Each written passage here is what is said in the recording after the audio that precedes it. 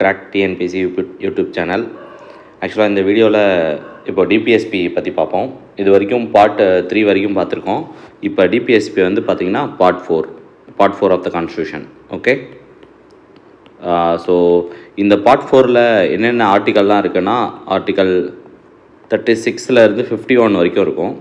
Okay, so ஆக்சுவலாக பார்த்திங்கன்னா கான்செப்சுவலி fundamental rights அளவுக்கு இது இன்டெப்த்தான டாபிக் கிடையாது. ஏன்னா எல்லா ஆர்டிகல்ஸை பற்றியும் ரொம்ப டீட்டெயில்டாக படிக்கணுன்ற அவசியம்லாம் இல்லை.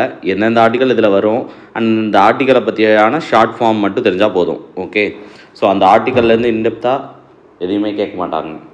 ஓகே, ஸோ ஒரு ஆர்டிக்கலாக பார்ப்போம்.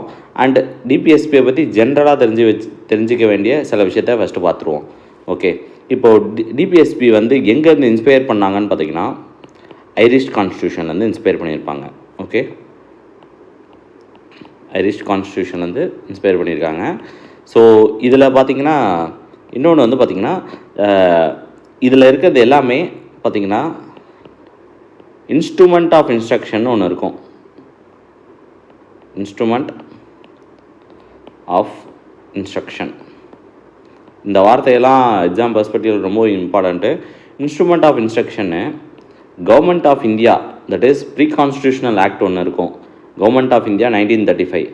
அதில் இன்ஸ்ட்ருமெண்ட் ஆஃப் இன்ஸ்ட்ரக்ஷன் என்ன இருந்துச்சோ அதுதான் இப்போ பார்த்திங்கன்னா நம்ம டிபிஎஸ்பியாக இருக்குது. இப்போ இந்த இன்ஸ்ட்ருமெண்ட் ஆஃப் இன்ஸ்ட்ரக்ஷன்லாம் என்னென்னா கவர்மெண்ட் என்ன மாதிரியான விஷயம்லாம் பாலிசிஸ் மேக் பண்ணும்போது மைண்டில் வச்சுக்கணும். அதாவது இப்போ பார்த்திங்கன்னா governments need to do. Okay, for example அந்த என்ன மாதிரியான விஷயம்னு வச்சுக்கோங்களேன், மோஸ்ட்லி பார்த்திங்கன்னா இந்த சோஷியோ எக்கனாமிக் இஷ்யூஸாக இருக்கும். Okay, so socio economic problems இல்லை சோஷியோ எக்கனாமிக்கலி அஃபெக்ட் ஆகிற ஒரு நல்ல விஷயங்களை எதெல்லாம் கவர்மெண்ட் ஒரு பாலிசியை மேக் பண்ணும்போது மைண்டில் வச்சுக்கணுன்றத இன்ஸ்ட்ருமெண்ட் ஆஃப் இன்ஸ்ட்ரக்ஷன் சொல்லும். ஓகேங்களா, ஃபார் எக்ஸாம்பிள் இதை இன்னொரு விதத்தில் பார்க்க போனால் ஃபண்டமெண்டல் ரைட்டுக்கும் டிபிஎஸ்பிக்கும் உள்ள ஒரு வித்தியாசமே என்னென்னா ஃபண்டமெண்டல் ரைட்டு வந்து நெகட்டிவ் கேரக்டரில் இருக்கும் ஃப்ரம் த பெர்ஸ்பெக்டிவ் ஆஃப் கவர்மெண்ட்டை வந்து சில விஷயத்த பண்ண விடாது. ஓகேங்களா, அதாவது சிட்டிசனுக்கு நிறைய கொடுக்கும், ஆனால் கவர்மெண்ட்டை வந்து கொஞ்சம் ஆக்ட் பண்ண விடாமல் தடுக்கும். பட் டிபிஎஸ்பி எப்படின்னா பாசிட்டிவாக இருக்கும். தட் இஸ் இன்னும் கரெக்டாக சொல்லணும்னா எக்ஸாம் பெர்ஸ்பெக்டிவில் இந்த வார்த்தை யூஸ் பண்ணுவாங்க, அஃபர்மேட்டிவ்னா நல்லது செய்கிற மாதிரி. ஓகே, ஸோ அஃபர்மேட்டிவ் சென்ஸில் இது இருக்கும். அண்ட் இது வந்து பார்த்திங்கன்னா எஃப்ஆர் வந்து பார்த்திங்கன்னா ஜஸ்டிசியபிள்னா அது எஃப்ஆர் வந்து பாதிக்கப்படுறப்ப அவங்களால ஸ்ட்ரெயிட்டாக கோர்ட்டுக்கு போக முடியும். தட் இஸ் ஆர்டிகல் 32 மூலமாக சுப்ரீம் கோர்ட்டை அப்ரோச் பண்ண முடியும். பட் இது வந்து பார்த்திங்கன்னா நான் ஜஸ்டிசியபிள். ஓகே, இதை பண்ணலைன்னு நம்ம கோர்ட்டை போய் கேட்க முடியாது. ஓகேங்களா, ஒரு பீரியட்லேயும் கவர்மெண்ட் எதெல்லாம் நல்லதுன்னு தோணுதோ அதெல்லாம் செஞ்சுக்கிட்டே இருக்கும். ஓகே, ஃபார் எக்ஸாம்பிள் டிபிஎஸ்பிக்கு எஃபெக்ட் கொடுக்குற மாதிரி கவர்மெண்ட் நிறைய லெஜிஸ்லேஷன்ஸை பண்ணியிருக்கு. பட் அந்த லெஜிஸ்லேஷன்ஸை பண்ணலை அப்படின்னு டிபிஎஸ்பியில் இது ஒன்று சொல்லியிருக்கு, ஆனால் அதை நான் சீக்கிரமாக பண்ணலைன்னு நம்மளால் போய் கேட்க முடியாது. ஃபார் எக்ஸாம்பிள் ஆர்டிகல் 40 வந்து லோக்கல் செல்ஃப் கவர்மெண்ட்டை பற்றி பேசுது. ஓகே, ஸோ அதே லோக்கல் செல்ஃப் கவர்மெண்ட்டை கவர்மெண்ட் வந்து பார்த்திங்கன்னா 73rd and 74th அமெண்ட்மெண்ட்டில் 1992 தான் பண்ணுறாங்க. பட் அதுக்கு முன்னாடி நீங்கள் போய் கோர்ட் அப்ரோச்சே பண்ண முடியாது. ஏன்னா இது இருக்குது, ஆனால் இதுக்கு எஃபெக்ட் கொடுக்குற மாதிரி கவர்மெண்ட் இன்னும் ஆக்ட் பாஸ் பண்ணலன்னு உங்களால் அப்ரோச் பண்ண முடியாது. ஓகே, ஸோ இது ரெண்டு தான் முக்கியமான டிஃப்ரென்ஸு. ஸோ வேறு ஏதாவது டிஃப்ரென்ஸ்லாம் பார்ப்போம். ஓகே, அடுத்து இப்போ டிபிஎஸ்பி கீழே வர எல்லா ஆர்டிகல்ஸையும் 3 கேட்டகரி ஆஃப் பிரின்சிபல்ஸ்குள்ளே கொண்டு வருவாங்க. ஓகேங்களா, அதாவது அது பேசுகிற சப்ஜெக்ட்ஸ் எல்லாத்தையும் 3 ஹெட்டிங்கில் கொண்டு வரோம். ஒன்று வந்து பார்த்திங்கன்னா சோஷியலிஸ்ட் கேரக்டராக இருக்கும், இன்னொன்று வந்து காந்தியன், அண்ட் இன்னொன்று வந்து பார்த்திங்கன்னா லிபரல்னு சொல்லலாம், இல்லைனா இன்டலெக்சுவல்னு சொல்லுவாங்க. ஓகே, ஸோ சோஷியலிஸ்டிக் கேரக்டர் அதில் வந்து பார்த்திங்கன்னா பியூராக பார்த்திங்கன்னா எப்படி இருக்குன்னா லேபர்,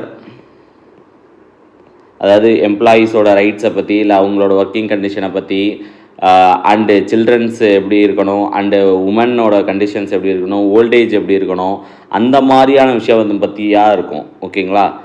காந்தியன் வந்து பார்த்திங்கன்னா ட்ரெடிஷ்னல் இண்டஸ்ட்ரீஸை பற்றியும் லோக்கல் செல்ஃப் கவர்மெண்ட்டை பற்றியும் இருக்கும். ஓகே, ட்ரெடிஷ்னல் இண்டஸ்ட்ரீஸ் அதை பற்றி. ஓகே, அண்ட் லிபரல் இன்டெலெக்சுவல்லாம் என்விரான்மெண்ட்டை ப்ரொடெக்ட் பண்ணுறதை பற்றியாக இருக்கட்டும். யூனிஃபார்ம் சிவில் கோடு, அதாவது எல்லா ரிலீஜனுக்கும் ஒரே மாதிரியான சிவில் கோட் இருக்கணும். அப்படின்னா சிவில் கோட்னா என்னென்னா மேரேஜ் பண்ணுறதுக்கான criterias and rules, and divorce பண்ணுறதுக்கான criterias and rules, inheritance, that is உங்களோட சொத்து முன்னாடி இருக்க ஜென்ரேஷனோட சொத்து எப்படி இன்ஹெரிட் ஆகணும், அதுக்கான எல்லா ரூல்ஸையும் பேசுகிறது தான் யூனிஃபார்ம் சிவில் கோடு. ஓகே, ஸோ இந்த 3 பிரின்சிபல்ஸ்லேயும் தான் இங்கே இருக்க டிபிஎஸ்பி எல்லாமே ஏதோ ஒரு ஹெட்டுக்குள்ளே போயிடும். ஓகேங்களா. ஸோ அதை ஒன்று ஒன்றா பார்க்கலாம். ஓகே, ஸோ ஃபஸ்ட்டு நம்ம சோஷியலிஸ்டில் பார்க்கலாம். இப்போ இங்கே பார்த்தீங்கன்னா நான் எல்லா ஆர்டிக்கலையும் ரொம்ப டீட்டெயில்டாக உள்ளே போக போகிறதில்ல, அண்ட் அது தேவையும் இல்லை. ஓகே, ஸோ சிம்பிளாக பார்த்தீங்கன்னா ஆர்டிகல் 36 ஆரம்பிக்குது. ஆர்டிகல் 12 என்ன சொல்லுச்சோ அதே தான் 36ன்னு சொல்லும். ஆர்டிகல் 12 என்ன சொல்லுச்சு, டெஃபினிஷன் ஆஃப் ஸ்டேட். ஓகேங்களா. ஸோ அதையே தான் இதுவும் சொல்லுது. ஓகே, அடுத்து ஆர்டிகல் 37. ஆர்டிகல் 37 சிம்பிளாக என்ன சொல்ல போகுதுன்னா,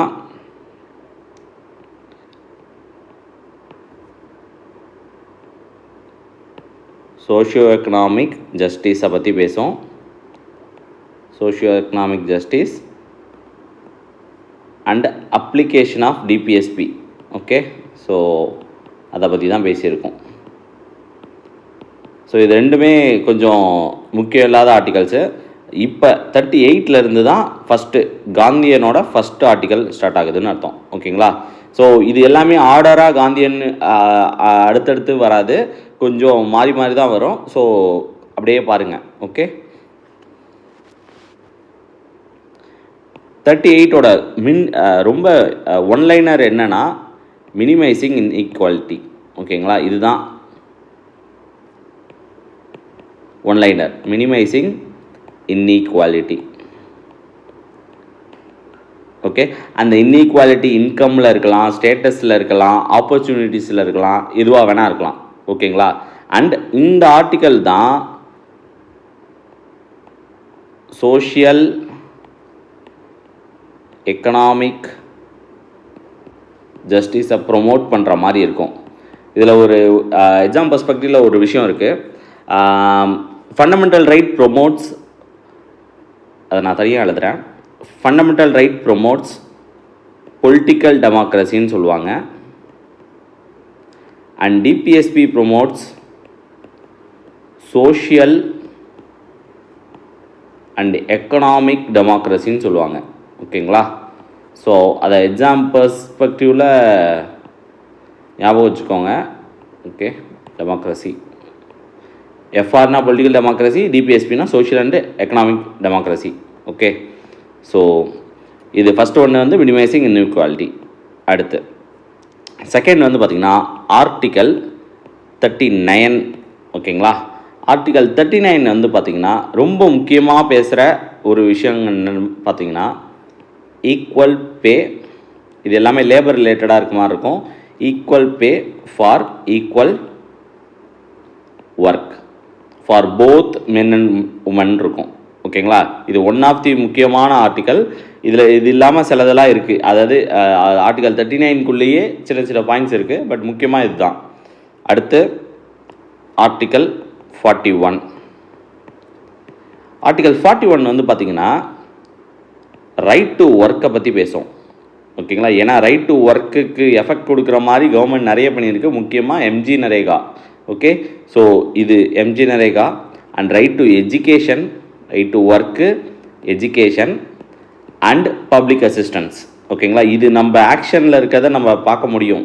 ஏன்னா ரைட் டு எஜுகேஷனும் கவர்மெண்ட் ஒரு எஃபெக்ட் எடுத்துருச்சு.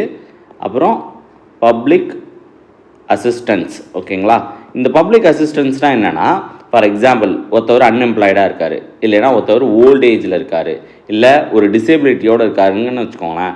அவங்களுக்குலாம் ஒரு அலவன்ஸ் மாதிரி தருவாங்க. கவர்மெண்ட் இப்போவும் இஷ்யூ பண்ணிகிட்டு இருக்கு. ஓகே, ஸோ அன்எம்ப்ளாய்மெண்ட்டுக்கும் ஒரு அலவன்ஸ் இருக்குது. ஸோ அந்த மாதிரி பப்ளிக் அசிஸ்டன்ஸை பற்றி தான் பேசுது. ஓல்ட் ஏஜ் இல்லைனா டிசபிலிட்டியாக இருக்கவங்களுக்கு ஒரு அலவன்ஸ் தராங்க கவர்மெண்ட்டு.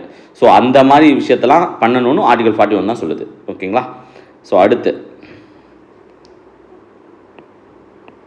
ஆர்டிகல் 42. ஆர்டிகல் 42 ரொம்ப சிம்பிளாக ஒர்க்கிங் கண்டிஷனை பற்றி பேசுது. அதாவது humane and just working condition. ஜஸ்ட்னா எது இருக்கணுமோ அது இருக்கணும். ஓகேங்களா? Human working condition. For example ஒரு ஆஃபீஸ்னால் அங்கே ப்ராப்பரான சானிடேஷன் ஃபெசிலிட்டியோட ஒரு டாய்லெட் அட்டாச்சாக இருக்கணும்னு ஒரு பேசிக் நெசசிட்டி. ஒரு ரொம்ப ஹீட் ப்ரொடியூஸ் ஆகிற ஃபேக்ட்ரின்னு வச்சுக்கோங்களேன், அங்கே ஒரு ப்ராப்பரான வென்டிலேஷனுக்கு ஃபேன்லாம் இருக்கணும், லைட் இருக்கணுன்றதெல்லாம் ப்ராப்பரான ஒரு பேசிக் நெசசிட்டிஸ் இதெல்லாம் இருக்கணும். அண்ட் அதே இடத்துல ஒர்க்கிங் ஸ்பேஸில் இந்த மெட்டர்னிட்டி லீவ்லாம் இருக்கணும். ஃபார் எக்ஸாம்பிள் இப்போ தமிழ்நாடு கவர்மெண்ட் வந்து 1 இயர் மெட்டர்னிட்டி லீவ் கொடுக்குறாங்கன்னா அந்த மாதிரி ஃபெசிலிட்டிஸை அவங்களும் ப்ரொவைட் பண்ணணும். ஓகே, அந்த மாதிரியான ஆக்ட்லாம் பாஸ் ஆனதுக்கு ரொம்ப சோர்ஸே இதுதான், ஆர்டிகல் 42 தான். ஆர்டிகல் 42க்கு எஃபெக்ட் கொடுக்குற மாதிரி தான் அந்த மாதிரி ஆக்டிவிட்டீஸை கவர்மெண்ட்ஸ் பண்ணுறாங்க. ஓகேங்களா? ஸோ அடுத்து article 43 secure living wage and decent standard of life. Okay, decent standard of life. Okay, so இது செல்ஃப் எக்ஸ்பிளனேட்டரி. அண்ட் இது உள்ள ஒரு முக்கியமான ஆர்டிக்கல் இருக்குது 43A. எங்கெல்லாம் ஆர்டிக்கலுக்கு பக்கத்தில் கேப்ஸ் லெட்டரில் இருக்கோ அதெல்லாம் இண்டிகேட் என்ன பண்ணுன்னா அமெண்ட்மெண்ட் மூலமாக ஆட் ஆச்சுன்றதை புரிஞ்சுக்கலாம். ஓகேங்களா? எல்லா ஆர்டிக்கலும் அப்படி இருக்கணும்னு அவசியம் இல்லை, பட் இந்த கேப்ஸில் யூஸ் பண்ணியிருந்தாலே மோஸ்ட்டாக அது அமெண்ட்மெண்ட் மூலமாக ஆட் ஆனதாக தான் இருக்கும். ஓகேங்களா? அதாவது இது என்னென்னா பார்ட்டிசிபேஷன் ஆஃப் ஒர்க்கர்ஸ், அதாவது இது ஒர்க்கர்ஸ் யூனியன் மாதிரி சவுண்ட் ஆகும். Okay, participation of workers in management of industries இதை பற்றி பேசுவோம். ஓகே, ஸோ இந்த ஒர்க்கர்ஸ் யூனியன்லாம் இருப்பாங்க. ஸோ அதை பற்றி பேசுகிறது தான் இது. ஓகே, ஸோ இதெல்லாம் மட்டும்தான் இது எல்லாமே எப்படி சவுண்ட் ஆகும்னா மார்ஜினல் அண்ட் ஆவரேஜாக இருக்க, தட் இஸ் மார்ஜினல் அண்ட் அஃபெக்டாக இருக்க, இல்லை அவங்களுக்கு வாய்ஸ் அவுட் பண்ண முடியாமல் இருக்க செக்ஷனுக்காக வாய்ஸ் அவுட் பண்ணுற மாதிரி இருக்கும். அண்ட் ஒர்க்கிங் கண்டிஷன் எப்படி இருக்கணும், அண்ட் ஒர்க்கிங் கண்டிஷனில் இருக்க பே எப்படி இருக்கணும், ஒர்க்கிங் கண்டிஷனில் ஒர்க்கர்ஸ் வந்து மேனேஜ்மெண்ட்டில் எப்படி இருக்கணும் அப்படின்றத பூரா இதை மட்டும்தான் சுற்றி இருக்கும். சோஷியலிஸ்டிக் பிரின்சிபல் எல்லாமே. ஓகேங்களா? அதை வச்சே நீங்கள் தட் இஸ் ஒரு ஆர்டிக்கலை பார்த்தோன்னே அது எந்த பிரின்சிபல்குள்ளே வரும்னே தெரிஞ்சுக்கலாம். ஓகே, அந்த ஆஸ்பெக்ட்லேயும் கொஷின் வந்திருக்கு. இப்போ ஏதோ ஒரு ஆர்டிக்கலை கொடுத்துட்டு இது எந்த பிரின்சிபலில் வரும் அப்படின்னு கூட கேட்கலாம். ஓகேங்களா? ஸோ அடுத்து காந்தியன். ஸோ காந்தியனில் ஃபஸ்ட்டு வந்து பார்த்திங்கன்னா ஆர்டிகல் 40. ஓகே, இந்த ஆர்டிகல் 40க்கு எஃபெக்ட் கொடுக்குற மாதிரி தான் 73rd and 74th வந்துச்சு. ஆர்டிகல் 40 என்ன சொல்லுதுன்னா organise village panchayat. Okay, organise village panchayat இதுதான் சொல்லுது. ஓகே, அடுத்த ஆர்டிகல் 43. ஓகே, நான் முன்னாடி சொன்ன மாதிரி தான் ஒரு ஆர்டிக்கல் நிறைய விஷயத்தை பற்றி பேசுவோம். ஆர்டிகல் 43ல் ஒரு ஆஸ்பெக்ட் வந்து பார்த்திங்கன்னா secure living wage and decent standard of life. அதோட அமெண்ட்மெண்ட்டில் participation of workers in management வந்துச்சு. இன்னொரு ஆஸ்பெக்ட் காந்தியன் ஆஸ்பெக்ட் என்ன இருக்குன்னா ப்ரொமோட் காட்டேஜ் இண்டஸ்ட்ரி. ஓகேங்களா? Promote cottage industry. இது பூரா 43 ஆர்டிகல் பூரா இண்டஸ்ட்ரியை பற்றியே இருக்க மாதிரி இருக்கும். Okay, promote cottage industry. இதில் ஒரு அமெண்ட்மெண்ட் இருக்குது 43B. இந்த 43B என்னன்னு சொல்லுதுன்னா கோஆப்ரேட்டிவ் சொசைட்டியை பற்றி பேசும். Management of cooperative society. Okay, so management of cooperative சொசைட்டினாலே நம்மளுக்கு ஞாபகம் வர வேண்டியது 97th constitutional amendment act. So அது மூலமாக தான் வந்திருக்கும். ஓகே, ஸோ அடுத்து ஆர்டிகல் 46. ஓகேங்களா? ஆர்டிகல் 46 என்ன சொல்லுதுன்னா promote educational and economical interest of weaker sections. ஓகேங்களா? ஸோ இது ரொம்ப முக்கியமான ஆர்டிக்கல். ஏன் முக்கியமான ஆர்டிக்கல் அப்படின்னா வீக்கர் செக்ஷன்ஸ், அந்த வீக்கர் செக்ஷன்ஸ் யார் அப்படின்னா SC ST and other weaker section சொல்லியிருப்பாங்க. ஓகேங்களா? ஸோ இந்த ஆர்டிக்கலுக்கு எஃபெக்ட் கொடுக்குற மாதிரி தான் இடபிள்யூஎஸ் கோட்டான்னு ஒன்று, அந்த 10% இடபிள்யூஎஸ் கோட்டாவே வந்துச்சு. ஓகேங்களா? அதாவது இங்கே இருக்க இந்த வார்த்தை தான் முக்கியம். இப்போ என்ன சொல்கிறாங்கன்னா, educational and economic interest of the weaker section சொல்கிறாங்களா, எக்கனாமிக்கலி வீக்கர் செக்ஷன் தான் அந்த ரிசர்வேஷன் கொடுக்குறாங்க. ஓகேங்களா? ஸோ இந்த ஆர்டிக்கலுக்கு எஃபெக்ட் கொடுக்குற மாதிரி தான் சென்ட்ரல் கவர்மெண்ட் வந்து 10% இடபிள்யூஎஸ் ரிசர்வேஷன் கொடுத்துட்ருக்காங்க. Okay, central government recruitments and central government இன்ஸ்டிடியூஷன்ஸில் இதை ஃபாலோ பண்ணுறாங்க. ஆனால் ஸ்டேட் கவர்மெண்ட் இன்னும் இதை ஃபாலோ பண்ணல. ஓகேங்களா? நம்மளோட ரிசர்வேஷன் ஸ்பிளிட்டப்பில் 10% இது கிடையாது. ஓகே, ஸோ அடுத்து ஆர்டிகல் 47. ஆர்டிகல் 47 வந்து பார்த்திங்கன்னா இம்ப்ரூவ் ஹெல்த்தை பற்றி பேசும். ஓகேங்களா? Improve public health. Okay, so improve public health, அதாவது பியூர்லி ஹெல்த்தை பற்றி தான் பேசும். அந்த ஹெல்த்தை எப்படிலாம் பண்ணலாம் அப்படின்னா, ஃபார் எக்ஸாம்பிள் இந்த ப்ராஹிபிஷன் ஆஃப் லிக்கர்னு ஒரு கான்செப்ட் போயிட்டுருக்குல்ல, மதுவெல்லாம் தடை செய்யணும் அப்படின்னு. அந்த ப்ராஹிபிஷன் ஆஃப் லிக்வர் எங்கெல்லாம் பண்ணியிருக்காங்க, ஃபார் எக்ஸாம்பிள் பீகாராக இருக்கட்டும், குஜராத்தாக இருக்கட்டும், அங்கெல்லாம் அதை பண்ணுறதுக்கான சோர்ஸ் எதுனா ஆர்டிகல் 47 தான்.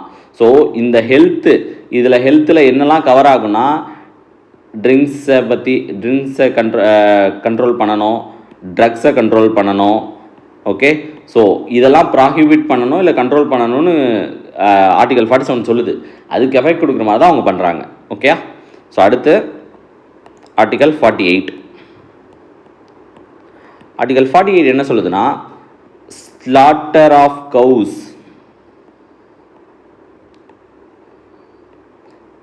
எக்ஸட்ரா அதெல்லாம் ப்ராஹிபிட் பண்ணணும்னு சொல்லுது. ஸ்லாட்டர் ஆஃப் கவுஸ்னால் ஃபார் எக்ஸாம்பிள் அந்த எதெல்லாம் மில்க் ப்ரீடிங் மில்க் கொடுக்குமோ அந்த மாதிரியான இது, அது கவ்வாக இருக்கலாம், அது எரும மாடாக இருக்கலாம், இந்த வெரைட்டியில் இருக்க எதையுமே ஸ்லாட்டர் பண்ணக்கூடாதுன்னு ஆர்டிகல் 48 சொல்லுது. ஓகேங்களா? இதுக்கு எதிராக ஆக்சுவலாக காந்தியன் ஃபிலாசபியில் அது வந்து தடை. ஓகேங்களா? அதெல்லாம் அவர் ஒத்துக்கலை. ஸோ அதனால் இந்த பர்டிகுலர் ஆர்டிகல் காந்தியன் ஃபிலாசபி கீழே வருது. ஓகேங்களா? ஸோ அடுத்து இது இவ்வளோதான் காந்தியனு. அடுத்து வந்து பார்த்தீங்கன்னா லிபரல் எல்லாமே கொஞ்சம் எலிட்டிஸ்ட் மென்டாலிட்டியிலே இருக்கும். ஓகேங்களா? அண்ட் ஒரு கான்செப்சுவலாக இல்லை ஒரு ரேஷ்னல் மென்டாலிட்டியில் பார்த்தோன்னா கரெக்டாகவும் தோணும். ஓகேங்களா? So first article 44. So article 44 வந்து பார்த்திங்கன்னா யூனிஃபார்ம் சிவில் கோட்.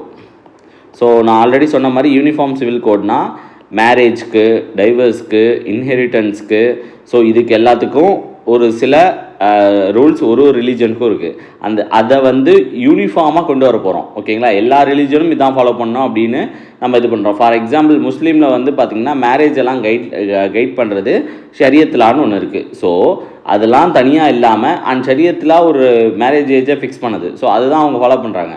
ஸோ அது இல்லாமல் இப்போ நம்ம எல்லா ரிலீஜனுக்கும் ஒரே மாதிரியான இது கொண்டு வரணும்னு இப்போ ஒரு டாக் போயிட்டுருக்கு. ஓகேங்களா?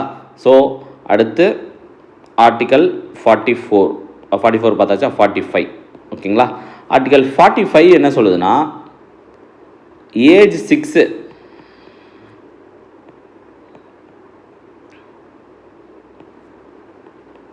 6 வரைக்கும் இயர்லி சைல்ட்ஹுட் கேரும் எஜுகேஷனும் கொடுக்கணும்னு சொல்லுது ஸ்டேட்டை. ஓகேங்களா? Early childhood care and education till 6. ஓகேங்களா? ஸோ அடுத்து ஆர்டிகல் 48. ஸோ ஆர்டிகல் 48 வந்து பார்த்திங்கன்னா அக்ரிகல்ச்சரையும் அனிமல் ஹஸ்பண்ட்ரியும் மாடர்னைஸ் பண்ணணும்னு சொல்லுது. ஓகே, அனிமல் ஹஸ்பண்ட்ரியை மாடர்னைஸ் பண்ணணும், மாடர்னைஸு. அண்ட் இன்னொன்று இருக்குது ஆர்டிகல் 48A. இது என்ன சொல்லுதுன்னா, இம்ப்ரூவ் த என்விரான்மெண்டல் ப்ரொடெக்ஷன் பற்றி பேசும். Protection of environment. ஓகேங்களா? ஸோ அடுத்து ஆர்டிகல் 49. ஆர்டிகல் 49 என்ன சொல்லுதுன்னா, ப்ரொடெக்ஷன் ஆஃப், அதாவது மானுமெண்ட்ஸு, இந்த ஹிஸ்டாரிக் பிளேசஸ் எல்லாத்தையும் ப்ரொடெக்ட் பண்ணணுன்றதை பற்றியான ஆர்டிகல். ஓகேங்களா? அடுத்து 50. ஆர்டிகல் 50 ரொம்ப முக்கியம், இது கேட்டிருக்காங்க நிறைய வாட்டி. Separation of judiciary from executive, இது ரொம்ப இம்பார்ட்டண்ட். ஏன்னா இப்போ கவர்மெண்ட்டில் வந்து 3 ஆர்கன் இருக்குது. ஒன்று வந்து பார்த்திங்கன்னா ஜுடிஷியரி, ஒன்று வந்து எக்ஸிக்யூட்டிவ், ஒன்று லெஜிஸ்லேச்சர். ஓகேங்களா? இவங்க 3 பேருக்கும் ஸ்பெசிஃபிக்கான வேலைன்னு ஒன்று இருக்குது. ஃபார் எக்ஸாம்பிள் லெஜிஸ்லேச்சரோட வேலை லா மேக்கிங், அந்த லாவை இம்ப்ளிமெண்ட் பண்ணுறது தான் எக்ஸிக்யூட்டிவோட வேலை. ஓகேங்களா? இவங்க 2 பேரும் ப்ராப்பராக இந்த லா மேக் பண்ணது within the scope of the constitution தானா, அண்ட் இவங்க இம்ப்ளிமெண்ட் பண்ணுறது லா, அப்படி மேக் பண்ண லா சொல்லியிருக்கப்படி தான் இவங்க இம்ப்ளிமெண்ட் பண்ணுறாங்களான்னு 2 பேரையும் கண்காணிக்க வேண்டிய வேலை தான் ஜுடிஷியரிக்கு. இஃப் அட் ஆல் ஜேக்கும் ஈக்கும் நடுவில் ஒரு செப்பரேஷனாக இல்லைன்னு வச்சுக்கோங்களேன். ஃபார் எக்ஸாம்பிள் ஜுடிஷியரியில் உட்காந்துருக்கவர் கவர்மெண்ட் ஆளாக இருந்தாருன்னு வச்சுக்கோங்க, கவர்மெண்ட்டுக்கு சப்போர்ட் ஆனவராக இருந்தாருங்கன்னு வச்சுக்கோங்களேன். எந்த கேஸ் கவர்மெண்ட்டுக்கு எதிராக போனாலும் கவர்மெண்ட் வின் பண்ணும். ஓகேங்களா? அப்போனா கவர்மெண்ட் என்ன நினைக்குதோ அது நடந்துக்கிட்டே இருக்கும், அது தப்போ கரெக்டோ. ஸோ அதனால தான் ரொம்ப முக்கியமாக செப்பரேஷன் ஆஃப் ஜுடிஷியரி ஃப்ரம் எக்ஸிக்யூட்டிவ்னு ஒரு முக்கியமான ஆர்டிக்கல் உள்ளேயே இருக்குது, கான்ஸ்டியூஷனுக்குள்ளேயே. ஓகே. அண்ட் அடுத்து ஆர்டிக்கல் 51, இது வந்து பார்த்திங்கன்னா establishment of international peace and security. ஓகேங்களா? ஸோ இவ்வளவு தான் பார்த்திங்கன்னா டிபிஎஸ்பியை பற்றி. அண்ட் இப்போ நம்ம பார்க்க போகிறது எல்லாமே எக்ஸாம் பர்ஸ்பெக்டிவில் மிஸ்லேனியஸாக இருக்கிறது. ஓகேங்களா? பட் இம்பார்ட்டண்ட் அமெண்ட்மெண்ட் இது வரைக்கும் என்னென்ன பண்ணியிருக்காங்கன்னு பார்ப்போம். ஓகேங்களா? இது வரைக்கும் பார்த்தீங்கன்னா 42nd அமெண்ட்மெண்ட் நடந்திருக்கு 1976. எத்தனை அமெண்ட்மெண்ட் நடந்ததுன்னே கேட்பாங்க. 44th, அடுத்து 86.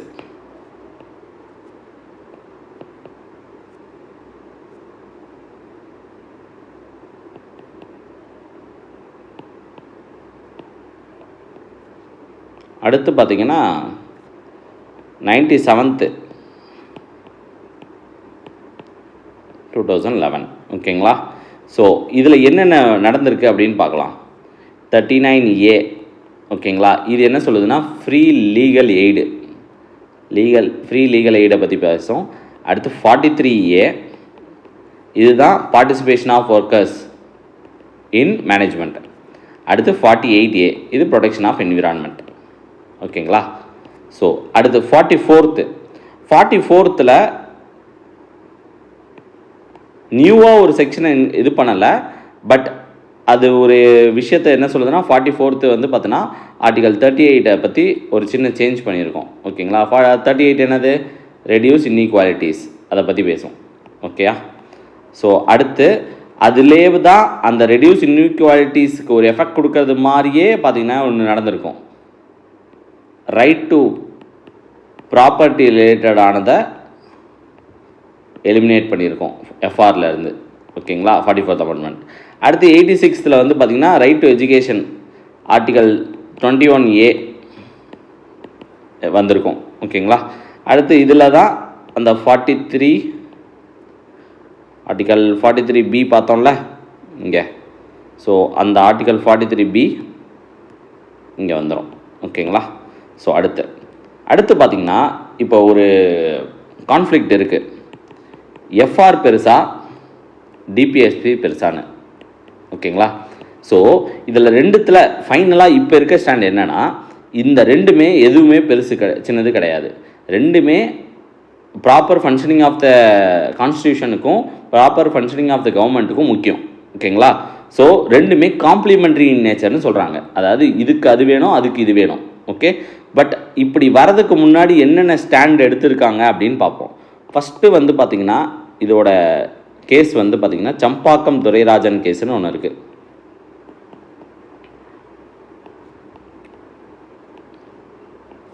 (1951).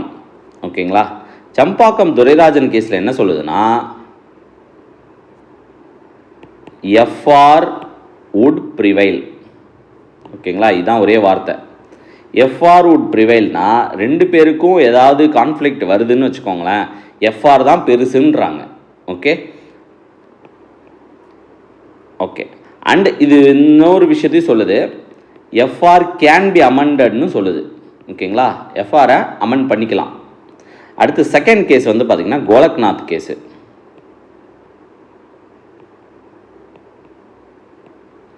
கோலக்நாத் கேஸில் என்ன சொல்லுதுன்னா, எஃப்ஆர் cannot be amendedனு சொல்லுது. ஓகே, அதாவது எஃப்ஆர் கேன் பி அமெண்டட்னு இங்கே என்ன பர்ஸ்பெக்டிவ்ல சொல்கிறேன்னா, டிபிஎஸ்பி இம்ப்ளிமெண்ட் பண்ணுறதுக்காக எஃப்ஆர் அமெண்ட் பண்ணிக்கலான்னு சொல்கிறாங்க. அதாவது டிபிஎஸ்பின்றது மக்களுக்கான சோஷியோ அண்ட் எக்கனாமிக் கண்டிஷன்ஸை இம்ப்ரூவ் பண்ணுறதுக்காக தான் நம்ம டிபிஎஸ்பி இம்ப்ளிமெண்ட் பண்ணுறோம். அப்படி ஒரு நல்ல விஷயத்துக்காக இம்ப்ளிமெண்ட் பண்ணும்போது இம்பார்ட்டண்ட்டான எஃப்ஆர்ஏ அமெண்ட் ஆனாலும் பரவாயில்லைன்றாங்க ஃபஸ்ட்டு கேஸு செம்பாக்கம் துரைராஜன் கேஸில். ஆனால் கோலக்நாத் கேஸில் என்ன சொல்கிறாங்கன்னா, FR cannot be amendment even though you want to implement a DPSP. ஓகேங்களா, அதுதான் கண்டிஷன். ஸோ எஃப்ஆர் தான் பெருசுன்னு இங்கே சொல்கிறாங்க. ஆனால் எஃப்ஆரை அமெண்ட் பண்ணவே கூடாதுன்னு எஃப்ஆருக்கு ஒரு சேக்ரோசென்ட்னா ரொம்ப புனிதப்படுத்துகிறாங்கன்னு அர்த்தம். ஓகேங்களா, சேக்ரோசென்ட்டாக எஃப்ஆர் ஆக்குறாங்க. ஓகே, அடுத்து கேஷ்வானந்த பாரதி. ஸோ 1973, இது 67. ஸோ கேஷ்வானந்த பாரதி கேஸில் என்ன சொல்கிறாங்கன்னா, எஃப்ஆரை கேன் பி அமெண்டட்னு சொல்கிறாங்க. ஓகேங்களா, ஸோ இதுதான் ரொம்ப முக்கியமான turn around.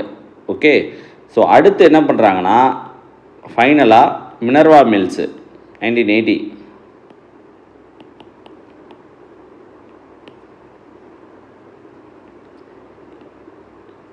Parliament can amend any part of the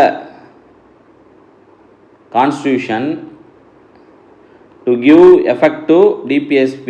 ஓகேங்களா, ஸோ இதுதான் இப்போ இருக்க ஸ்டாண்டு. ஸோ கான்ஸ்டியூஷன் எதை வேணால் அமெண்ட்மெண்ட் பண்ணலாம். ஓகேங்களா, as long as basic structure of the constitution வந்து அஃபெக்ட் ஆகாத வரைக்கும் எதை வேணால் அமெண்ட் பண்ணலாம். ஓகேங்களா, ஸோ இதுக்கு எஃபெக்ட் கொடுக்குற மாதிரி ஒரு சப்ஜெக்ட்லேயும் ஆர்டிகல் 38லேருந்து பார்த்துருக்கோம். ஆர்டிகல் 38லேருந்து 51 வரைக்கும் இருக்க எல்லா ஆர்டிகல்ஸ்க்கும் நிறைய எஃபெக்ட் கொடுக்கறதுக்கு கவர்மெண்ட் எஃபர்ட்ஸ் எடுத்திருக்கு. அந்த ஆக்ட்ஸ் எல்லாத்தையும் நீங்கள் அப்பப்போ பார்க்கும்போது இதோட கனெக்ட் பண்ணி பார்க்கணும். ஓகேங்களா, எந்த ஒரு சோஷியோ எக்கனாமிக் ஆக்டை பார்த்தாலும் அதோட இதை கனெக்ட் பண்ணி பார்க்கணும். ஓகேங்களா, ஸோ அப்படி பார்த்தா தான் உங்களுக்கு ஒரு அளவுக்கு கனெக்ட் பண்ணிக்க முடியும் சப்ஜெக்டோட.